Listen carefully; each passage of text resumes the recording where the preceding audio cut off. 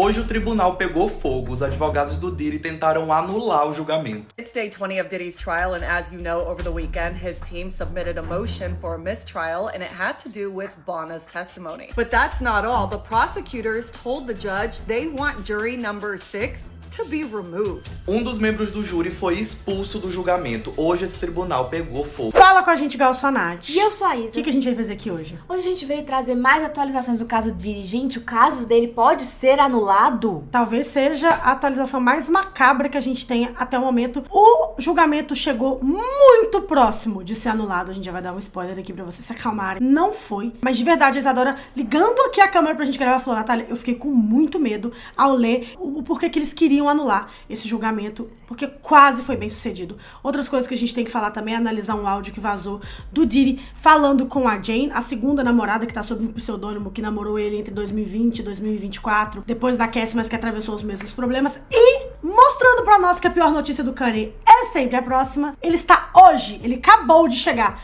literalmente assim, há 1 hora atrás da gravação desse vídeo, que foi hoje mesmo, na Courthouse. Se a gente estivesse lá, gente, fazendo a live no Link VIP, a gente literalmente estaria vendo o Ye entrar. O Kanye West passando só. Ele tá lá junto com os Puff Livre. Ele vai lá assistir o julgamento lá no Overflow junto com a gente. Sim. Pasme. Vamos entender o que tá acontecendo. Se inscreva no canal, dá like nesse vídeo, comenta pra esse vídeo chegar em mais pessoas. Nos ajude a bater 700k, 800k, 1 milhão. Falta muito, mas um dia a gente chega. Um dia a gente chega, a gente vai devagarzinho. Vai seguir a gente também nas redes sociais. A galera por lá já tava sabendo desse vídeo, já tava ansioso. Se você fica só aqui, você perde muita coisa. Bom, gente, a gente tá acompanhando aí. A gente tá chegando até nas últimas semanas agora de julgamento. A gente acompanhou todo esse caso desde o ano passado. Tá todo mundo aqui, vocês que estão acompanhando com a gente. Muito obrigada pela confiança. A gente tem visto várias coisas serem produzidas além de vídeos no YouTube. A gente viu a Max produzindo um documentário, outros documentários também sendo produzidos ao redor do mundo, como a Peacock TV também. A gente assistiu vários desses documentários pra trazer vídeos pra vocês. Inclusive, alguns desses não estavam nem disponíveis aqui no Brasil pra gente assistir, tá? E pode ser um baita problema, ainda bem que a gente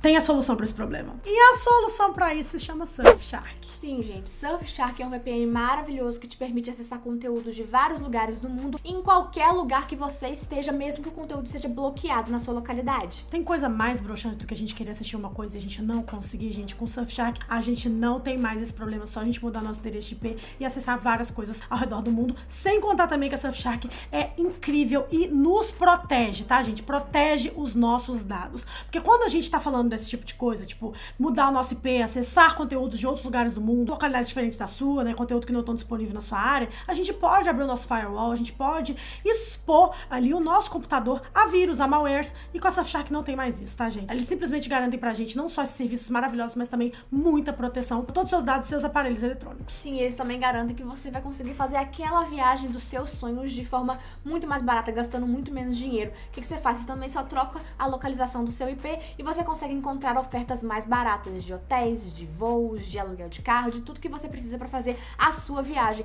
Então, gente, não perca mais tempo, tá? O Surfshark não ama só a gente, mas também nossos seguidores, e prepararam uma oferta maravilhosa pra vocês aqui no link da descrição. É só vocês clicarem aqui e aproveitarem os 4 meses adicionais que ele te dá. Sem contar que a Surfshark tem uma política, gente, que se você não gostar do produto nos primeiros 30 dias, você pode ter o seu dinheiro de volta, o que a gente duvida, tá? Ele é o nosso maior colaborador aqui no canal e também é um produto que nos auxilia na nossa vida pessoal. A gente fez 2 viagens internacionais agora nesse último ano e tudo foi com os preços que a Surfshark nos possibilitou de acessar. Então usa aqui nosso link, vocês não vão se arrepender. Como produtoras de conteúdo, como a Isadora falou, né, gente, a gente conseguiu, juntamente com a Surfshark, usa nosso link, acessar todos esses documentários e realmente trazer o melhor tipo de informação para vocês, porque é um caso que foi muito publicizado e agora a gente tá cobrindo cada step, cada passo assim mais importante das semanas do julgamento. Lembrando que estaremos de volta lá semana que vem, tá, gente? A gente vai ficar nas últimas 2 semanas de julgamento lá em Nova York para acompanhar o veredito. Então, fique de olho aqui no canal que a gente vai trazer live ao vivo lá,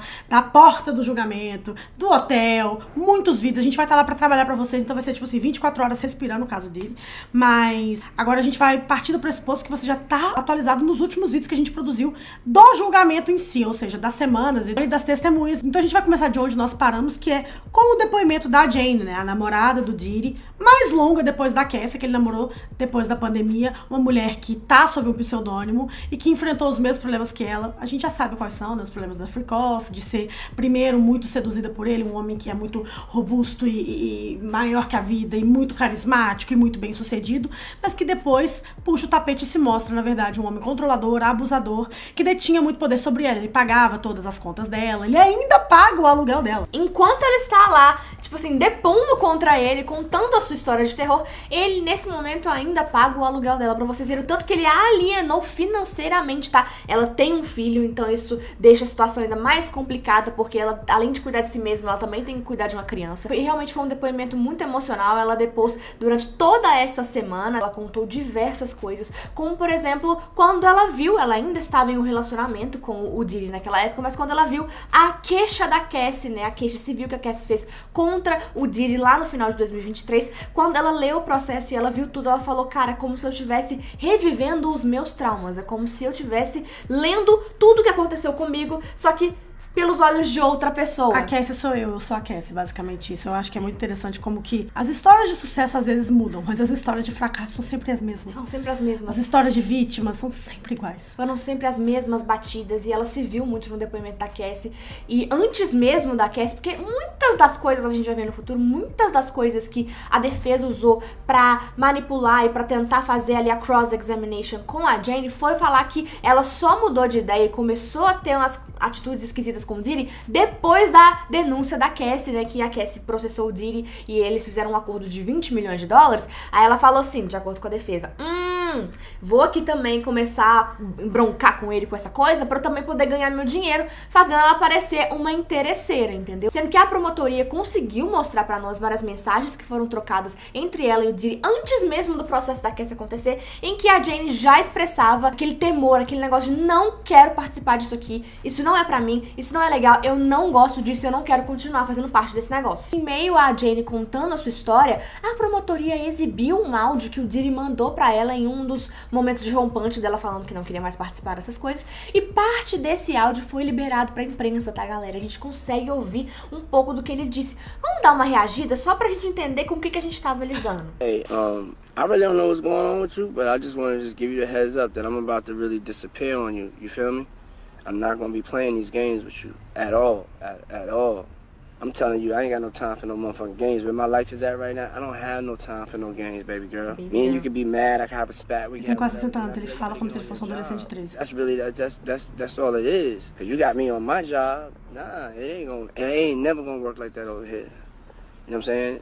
I was trying not to leave this message, but you have left me no choice. É aquela coisa, tipo assim, Eu tô fazendo um trabalho, tá? Eu tô bancando você, eu tô te dando uma vidinha aí confortável. Mas tá na hora de você fazer o seu, que é contactar em vários profissionais do sexo pra gente viajar ao redor do mundo pra eles mijarem em você enquanto eu assisto. Então, tipo assim, começa a trabalhar aí, Rosa Palmeirão. A gente pode brigar, eu posso brigar com você, a gente pode ter uma briga, você pode ficar com raiva, mas você tem que voltar pro trabalho depois, que é assim que funciona aqui, não. Um querido. Um querido maravilhoso, Não né, há, com não há certeza. palavras, assim, continua, né, gente, as ameaças, os assaltos, e ela foi vítima dele durante anos também. Exato, ela falou que uma das últimas vezes que eles se viram, em agosto do ano passado, ele também, tipo assim, a agrediu fisicamente algumas vezes e depois ainda forçou ela a participar de uma freak-off. Logo depois de bater nela. Foi uma coisa, assim, absurda. Gente, e eu ela sei que tentava muita gente sair. critica a gente, mas a gente tenta passar leveza aqui, porque, tipo assim, nós não somos um jornal e seria muito merda duas pessoas extremamente tristes tendo que noticiar uma coisa que infelizmente já aconteceu assim. A gente quer passar uma leveza no vídeo, então a gente espera que vocês não encarem isso como se a gente fosse desrespeitosa para com as vítimas. Não. É só porque é tão absurdo que é literalmente fazer uso daquela frase rir pra não chorar, sabe? Exatamente, é só pra gente poder fazer a experiência de vocês que estão assistindo aí um pouco mais leve, porque a situação é muito pesada. E pode ser gatilho pra muita gente, inclusive. E aí, quando chegou a defesa realmente pra vir contrapor o que ela disse, eles falaram mais uma vez daquelas mensagens amorosas que ela trocou com ele. Perguntaram a mesma pergunta que fizeram pra ela, se tinha partes das freak-offs que ela gostava, e ela respondeu da exata mesma forma da Cassie. Sim, quando estávamos só eu e o Diddy, quando éramos só nós dois. Porque a galera tem que lembrar que no frigir dos ovos, eles não eram namorados, né? É, tem que lembrar disso. Até onde eu sei, a gente gosta de passar tempo com o nosso namorado. Exato. Então, elas gostavam quando Independente elas dele estavam não com ele, né? ser o babado, ele não ser Jesus, a gente gosta. Se você tá numa relação abusiva, você ainda vai querer passar tempo com ele, pasme. Por incrível que Pasme. pareça, tá, galera? Impressionante, assim. Ele ameaçava, em brigas que eles tinham, mostrar os vídeos das freak-offs pro pai do filho dela, pro filho dela e pra várias outras pessoas. Ele bancava a vida dela inteira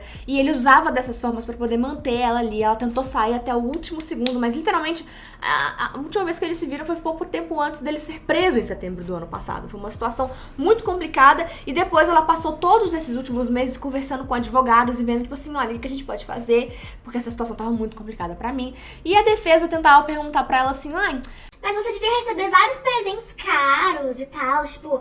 Teve namorada do Diddy que recebeu bolsas da Chanel, isso aí... tipo assim, tentando desfazer o trauma dela. Ela, não, eu não recebi nada não, só trauma mesmo. E ela, ai, mas você não recebeu isso, viagem, não sei o quê. Aí a resposta da Jane pra isso foi, qual que é o valor do meu corpo? Da minha integridade? Nossa, velho. Nessa eu fiquei, Jesus, eu acho que ela entregou emoção. Eu acho que o depoimento da Jane, mesmo com a cross-examination, eu acho que ela conseguiu entregar o que ela queria. Foi um depoimento igual o da Mia e o da Cassie. Eu acho que a gente conseguiu ver de fato que elas são vítimas dessa situação. Uma outra coisa que a equipe do Diddy ali pegou muito por causa do racketeering, que é a conspiração para organização criminosa por meio de fraudes e coisas do tipo, eles perguntaram pra Jane se os funcionários do Diddy sabiam de todas essas coisas e ajudavam a encobrir. Ela falou que ela não tinha contato com muitos funcionários e que, inclusive, o Diddy tentava deixar as coisas que aconteciam ali mais por baixo dos panos, sem ninguém ficar sabendo muito, tentando eliminar essa questão no sentido de, tipo assim, que ele tinha uma organização criminosa ao redor dele, porque se os funcionários não sabiam, não é organização criminosa, entendeu? Esse foi o depoimento da Jane. É porque só é crime se a gente descobre, entendeu? Quando tá rolando sem ninguém saber, não é crime, entendeu? Não é crime, entendeu? Mas agora a gente vai chegar, gente, num momento muito crucial de hoje, que, como a gente disse, o Kanye West apareceu lá no tribunal, andando pra poder assistir. A gente já viu no início do ano o Kanye West fazendo música com a sua filha e o Diddy e seu filho. A gente pode também colocar aqui o áudio, né, da ligação do Diddy com o Kanye, que foi liberada, né, do Diddy agradecendo o Kanye por ser um dos poucos na indústria que são de verdade. Thank you so much for just taking care of my kids, man. And ain't nobody reach out to them. Ain't nobody call them. You know what I'm saying? Nobody, you know what I'm saying? That meant so much.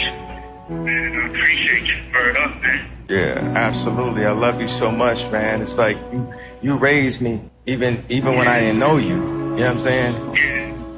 I'm still in love. Então, assim, a gente tava achando que a gente nunca ia ter uma notícia tão ruim do Kanye, mas agora a gente tem a outra. Ele tá lá no tribunal apoiando publicamente o Puff Daddy. Então, Gente, gente, é isso aí. Vamos ver, vamos continuar vendo o que vai acontecer. então agora vamos explicar pra vocês, gente, todo esse lance do mistrial. Vamos explicar por que o Michael Jordan do sexo e das drogas quase teve a oportunidade de driblar tudo que já foi feito e conseguir um novo julgamento, que é a pior coisa que pode acontecer nesse tipo de celebrity trial, tá, gente? Foi o que aconteceu com os irmãos Menendez e... Que foi o que fez que eles pegassem prisão perpétua, né, nos anos 90. Então, foi uma situação muito complicada. Inclusive, o próprio Diddy se chamava, segundo a Jane, de Michael Jordan do sexo e das drogas, tá, É por gente? isso que eu chamei assim. Exatamente. Mas vamos explicar pra vocês primeiro o que é mistrial, né, gente? Mistrial é a anulação do julgamento. É quando acontece algo ali no meio, a gente vai explicar pra vocês quais que são os motivos pra acontecer uma anulação que impede que o processo continue. Ele tem que ser encerrado e ele vai começar de novo. Ele começar literalmente do zero, zero. refeito do zero. Tipo, do zero, escolha do júri. Escolha do júri. Apresentadas, escolha do júri, tudo. Tudo do zero, é isso que acontece. Quais que são os motivos pra ter o mistrial? Se o júri não consegue chegar numa decisão, eles estão ali batendo a cabeça e eles não Porque conseguem tem que ser escolher, unânime. porque tem Então, que ser mesmo unânime. que eu não concorde, eu tenho que, pelo grupo, concordar. Não, tudo bem, eu tô com dúvida, mas eu vou dar culpado. Não, eu tô com dúvida, mas eu vou dar inocente. Se algum do júri tem uma má conduta, tipo, fala do caso com outras pessoas, comenta, pesquisa, né, que isso não pode acontecer. Se tem um erro processual muito grave, tipo, o juiz cometeu um erro muito Uma grave. fraude, uma falha muito grave, um erro humano muito grave, enfim. Que prejudica o réu, ou alguma coisa ali que prejudique o réu de A lisura, forma... né? A lisura do julgamento. A lisura do julgamento. E por outros casos, um advogado morre, ou alguma parte importante do julgamento morre, tem que começar de novo. Basicamente isso. Mas quais que são as consequências de um mistrial? Como a gente disse, ele é anulado. O réu não é condenado nem absolvido, tá, galera? Porque eu vi muita gente falando, nossa, vai anular o julgamento, ele vai ser absolvido. Não, sem fake news aí, não, gente. galera, não é isso. Vamos parar com os áudios do Prince, Jennifer Lawrence depois. Pelo amor de Deus. Ele é interrompido, ele para ali e ele começa de novo. E Até aí... porque a gente tem que entender que, tipo, se ele começa de novo, é como se ele começasse do zero. Seria muito doloroso a gente ver a Cassie tendo que recontar tudo de novo. Todo mundo ter que ir de novo. E, assim, o foda quando acontece um mistrial é que as pessoas podem recusar fazer, tá? Então eles podem piorar e prejudicar, ou seja, o próximo julgamento que viesse poderia vir com menos provas, menos evidências, menos testemunhas dispostas a dar as suas histórias e versões. É complicadíssimo. Complicadíssimo. Porque a pessoa pode se recusar. Não, já fiz uma vez, essa pica não é minha, não quero de novo. Exatamente. E como a gente vai ter que escolher o júri do zero, coisas do tipo, vai ter que passar por todo aquele babado de novo. E se algumas pessoas, tipo, que vieram antes não quiserem vir de novo, elas não vão ser contadas de fato pra decisão final, pra sentença Você tá final. entendendo? Tipo, o júri, imagina se a Cassie, Deus me livre, vamos isolar, tem um mistrial. A Cassie agora tá no puerpério.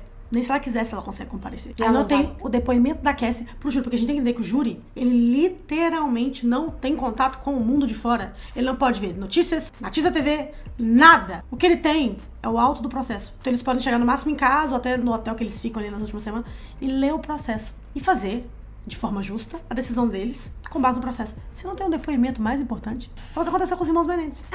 Eles não puderam mais usar a principal arma que eles tinham, que era o abuso que eles sofriam por parte dos pais. O abuso sexual e físico, e por isso que gerou, obviamente, a consequência, por exemplo, deles matarem os pais. Eles ainda deveriam ser condenados, porque o julgamento não era sobre, igual o Diddy, não era sobre se eles cometeram ou não o crime, não é igual o Luigi Mangione que tá se declarando inocente, ainda tem aquela coisa, será que foi ele mesmo? Não, mas assim, eles estavam querendo uma pena que coubesse, né, e não triplamente qualificada, essa coisa com dolo, que daria prisão perpétua pra eles. Era uma coisa justa. Exatamente. No caso do Diddy, imagina o Cassie não podendo ir.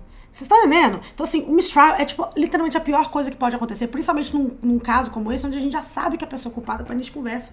E o que ela tá lutando ali é só barganhando a pena ser menor. Exatamente. Por isso que é a segunda vez que a equipe do Diddy pede um mistrial, tá, gente? Não é a primeira vez. Dessa segunda vez, eu fiquei um pouco apreensiva, tá? Mas a primeira vez eu já sabia que não ia dar. A primeira vez foi na época que eles estavam falando sobre o Kid Cudi e sobre a explosão do carro, né, que foi feito pelo Diddy, que veio um oficial de investigação que estava envolvido no caso na época dizer que eles encontraram digitais no local do crime e depois esses digitais desapareceram. E aí a defesa falou, olha, eles estão sugerindo que alguém aqui dessa sala sumiu com essas provas. Isso não pode acontecer. O que o juiz falou? Não vai ter nada de mistrial, mas júri, por favor, desconsidere essa informação. Dessa vez eu sabia que não ia dar nada. Agora, dessa segunda vez que eles pediram, foi com base em todo um testemunho de uma pessoa, a Breonna Bongolan. Eles chamavam ela de Bona, vamos chamá-la de Bona aqui pra ficar mais fácil pra vocês. É uma das pessoas que testemunhou nessas últimas semanas e, pra quem não se recorda, é a pessoa que deu aquele depoimento bem chocante, onde ela disse que ficou pendurada de uma janela pelo Diddy. O Diddy, em um dos momentos de altercação física com ela, a pendurou de uma janela e coisas do tipo. O que a defesa do Diddy acabou encontrando depois ali de, né, testar os papéis e coisas do tipo, é que haviam muitas incongruências em datas, momentos, episódios e acontecidos dentro de todo o testemunho da Bona que poderia sim ser causa justa para um mistrial. Porque o que a defesa alegou é que esses autos do processo dizendo ali que na data que a Bona alega que esse evento aconteceu, o Diddy não estava em Los Angeles, ele estava na costa leste, inclusive, ele estava do outro lado do país. E é verdade, esses documentos já estavam no processo, então eles falam, olha, a promotoria trouxe essa mulher para depor, dar um testemunho falso, sabendo que era falso, porque não tinha como ele estar em dois lugares ao mesmo tempo. E se de fato fosse realmente uma coisa que foi feita com dolo e tudo mais, e não só o trauma da vítima, que às vezes pode confundir, porque a vítima tem muito isso, tá? Muitas pessoas que fazem acompanhamento psicológico e psiquiátrico com vítimas, que principalmente vão depor em casos grandes de justiça, eles sempre falam, elas nunca esquecem o que aconteceu, mas às vezes os eventos ficam realmente, por causa do trauma, ali, confusos na cabeça da pessoa. Então ela fala do nome de uma pessoa que não tava, ela fala uma coisa, mas o que aconteceu mesmo, tipo assim, o crime X, elas nunca esquecem. Então tem muito isso. Mas se houvesse dolo mesmo, seria caso pra mistrial. Exatamente. E aí, o que aconteceu foi o seguinte, quando ela foi interrogada pela defesa, ela começou a se perder na sua narrativa. Ela não se lembrava de muitas coisas, tanto que ela ficou conhecida como I don't remember witness. Tipo assim, a testemunha do eu não me lembro. A Bona confusinha. That was the worst witness to ever take the stand. You guys, Diddy's team just crushed Bana, one of Cassie's longest friends and drug partners. They called her a drug partner because she would buy the drugs for Cassie. I'm going to write an article later titled, I don't remember. This woman said, I don't remember about 50 to 100 times during her testimony. Do you remember your interview with the government 2 days ago? I don't remember. She doesn't remember anything. And not only that, they pointed out so many inconsistencies with her story. The entire courtroom right now just walked out like this. Todo mundo que saía lá do tribunal ficava assim, gente, eu não tô entendendo essa mulher. Ela realmente foi a pior testemunha de todas, porque ela foi muito facilmente descreditada pela defesa. Foi quase que um dia perdido, tipo assim. E acham que a promotoria não deveria ter trazido ela pra depor, e acho que foi, tipo assim, um erro da promotoria. Mas o juiz considerou, depois de analisar tudo, que foi um erro consciente, que não foi algo que realmente foi premeditado. Não dá pra saber se de fato é falso aquele testemunho, só porque a Bona tava confusa com alguns dados. O juiz disse não. A defesa, quando fez o seu interrogatório, conseguiu ali mostrar que estavam tendo inconsistências, então não tem necessidade de anular nada que foi feito aqui, já que a defesa conseguiu o que eles queriam no final das contas. O réu não foi prejudicado. Exato. Só pra vocês terem uma ideia, uma coisa que eu aprendendo muito com a Isadora e lendo sobre o caso, porque, tipo, pessoas leigas é muito interessante a gente entrar um pouco nessa área do direito e tudo mais. Tipo, sabe quando a gente tenta explicar pra vocês de forma mais clara possível, a Isadora faz a maioria dessas explicações, mas a gente fala, gente, não é sobre o que a gente acha, não é sobre o que a gente pensa sobre determinada pessoa, mas é sobre, tipo, isso aqui é a lei, isso é justo de ser feito? A gente tem que sempre seguir por isso. Por isso que eles tentam filtrar ao máximo quando eles estão ali na seleção do júri, se a pessoa tem realmente um pré-conceito muito grande acerca do caso ou do réu. Porque, tipo, lógico que todo mundo vai ter ali uma opinião ou outra, mas até pra tudo ser justo, a pessoa tem que pensar o seguinte, mesmo que eu odeie o Diddy, eu acho que ele fez, eu vou ter que tomar minha decisão com base só no que foi exposto no caso, só o que foi exposto aqui nos autos do processo que eu vou poder ler toda noite, toda manhã, até tomar minha decisão. Então, dentro desse auto desse processo, a Bona já é uma testemunha confusa. Então, se eles forem justos mesmo, que eles queiram dizer culpado, eu vou olhar, gente, eu acho que ele fez, mas aqui realmente, se eu for olhar só por isso aqui, eu não posso dizer que ele fez. Eu marcaria essa questão do Enem, eu erraria. Exatamente. Entendeu? Porque isso... bem ou mal, apesar do direito ser uma ciência humana, dentro do auto do processo é exato. Exatamente. Você pode chegar de forma muito consciente numa decisão justa, se aquilo lá for sua Bíblia. E é muito sério essas coisas de procedural, de processos, a gente esquece disso, mas é muito importante. Por exemplo, agora a promotoria tá pedindo a eliminação do júri número 6. Não falaram por quê, mas falaram que ele teve uma conduta não confiável e o juiz está analisando o caso. A defesa não gostou porque o júri número 6 se trata de um homem nos seus 40 e poucos anos negro. Então eles não estão querendo, estão falando que é mais uma tentativa da promotoria de eliminar um homem negro do júri. Exatamente. E se esse júri for de fato eliminado, eles vão trazer uma das 6 pessoas que foram extras que eles já escolheram no início do julgamento. Por isso que tem que escolher pessoas extras, porque pode acontecer isso no meio do julgamento. Mas enfim, essas são as últimas atualizações do caso. Fiquem tranquilos, o Diddy não venceu nada e o caso não foi anulado. Vamos esperar pra ver se a gente esbarra no Kanye West quando a gente estiver lá semana que vem. E lembrando que a gente vai fazer um vídeo também nessa próxima semana contando a perseguição do Diddy contra youtubers que estão lá cobrindo o caso. A gente resolveu fazer isso num vídeo separado porque temos coisas a dizer. Muitas coisas. Então é isso, gente. Se inscreva no canal, dá like nesse vídeo, Surfshark aqui embaixo, vai seguir a gente nas redes sociais. Tudo de sempre. Um beijo. Tchau.